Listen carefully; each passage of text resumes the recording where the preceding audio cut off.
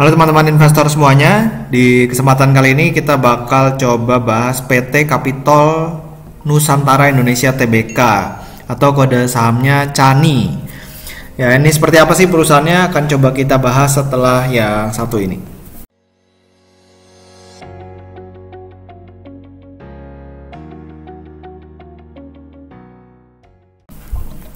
Oke, ini Capital Nusantara Indonesia Tbk ya. Saya ambil materi public expose-nya yang akan disampaikan pada tanggal 23 Desember tahun 2020. Nah, di sini kita bisa lihat bahwa dari gambar-gambarnya ya, sekilas ya, bahwa perusahaan ini berbisnis tugboat dan juga tongkang. Jadi memang lebih khusus ya atau lebih spesifik buat batu bara. Nah, kalau misalnya kita mau perhatikan dari laporan posisi keuangannya, ini kita ambil yang tahun 2020 ya.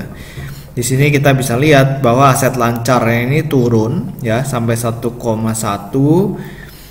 Ini dalam US, dalam ribuan US ya. Jadi turun sekitar 1,1 juta US dan aset tidak lancarnya turun sekitar 9,7 juta US. Jadi secara jumlah aset ini turun sekitar 10,8 juta US. Dan di sini yang cukup menarik adalah jumlah ekuitas perseroan ini minus ya, minus 23 juta US. Jadi kalau misalnya kita boleh simpulkan, perusahaan ini dikuasai oleh utang. Ya, dikuasai oleh utang. Nah, utangnya ini bisa sekitar 51,5 juta US. Nah, jadi kalau misalnya kita mau perhatikan ini laporan keuangannya ya yang 31 Maret 2020, ini kita bisa lihat kasnya ini udah tipis banget ya, sekitar 28.000 US.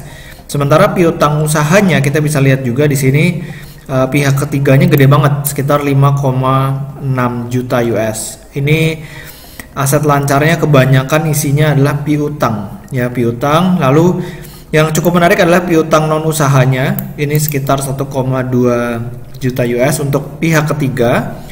Jadi kenapa kok perusahaan sampai ada piutang non usaha ya kan, yang cukup lumayan besar nih di sini. Lalu kalau misalnya kita lihat seperti perusahaan kapal pada umumnya, perseroan ini punya aset yang sangat besar, 27,3 juta US ini di aset tetap.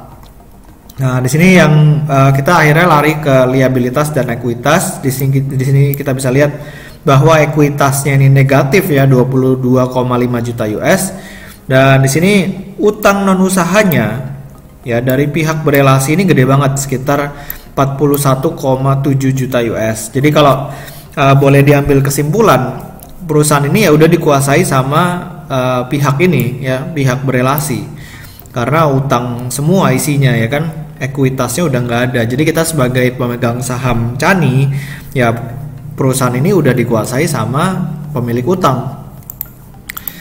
Kasarannya seperti itu ya. Dan kalau misalnya kita mau lihat dari Stockbit secara historinya, perusahaan ini cuman 2013 aja dia profitnya cuma 6 miliar. Sisanya rugi terus, 65 miliar, 100 miliar, 79 miliar, 61 miliar. Jadi perusahaan ini bukan merupakan mesin pencetak uang buat pemegang saham. Kalau misalnya kita nge-refer dari kinerja dari 5 tahun terakhir ya, seperti itu. Lalu dari sisi cash flow-nya, yang biasanya perusahaan tongkang itu masih bisa positif karena memang beban depresiasinya besar ya. Nah, si CANI ini kalau kita lihat dari 2016 sampai 2018 ini minus terus, minus 1 miliar 8 sampai 20 miliar. Jadi positifnya cuma di 2013 sampai 2015, tapi habis itu negatif terus. Ya, negatif terus di sini. Lalu kalau misalnya kita mau lihat dari key statistiknya, sekarang harga saham CANI 106 per lembar ya, per lembar. Jadi kalau misalnya kita mau lihat dari market cap-nya sekitar 88 miliar, ini ya PBV juga udah nggak bisa dipakai ya, karena dia udah minus ekuitasnya. Sementara EPS-nya juga minus juga, jadi udah nggak bisa kelihatan ini kira-kira harganya berapa gitu. Jadi kalau misalnya boleh diambil kesimpulan ya, kalau dijadikan tempat investasi, Kapital Nusantara Indonesia Tbk ini udah kurang menarik ya, kecuali bisa memperbaiki kinerjanya, terus ekuitasnya jadi positif lagi, baru sebagai investor kita mulai lirik lagi, kira-kira ini sahamnya gimana gitu. Jadi demikian dari saya tentang Kapital Nusantara dan kode sahamnya CANI ya.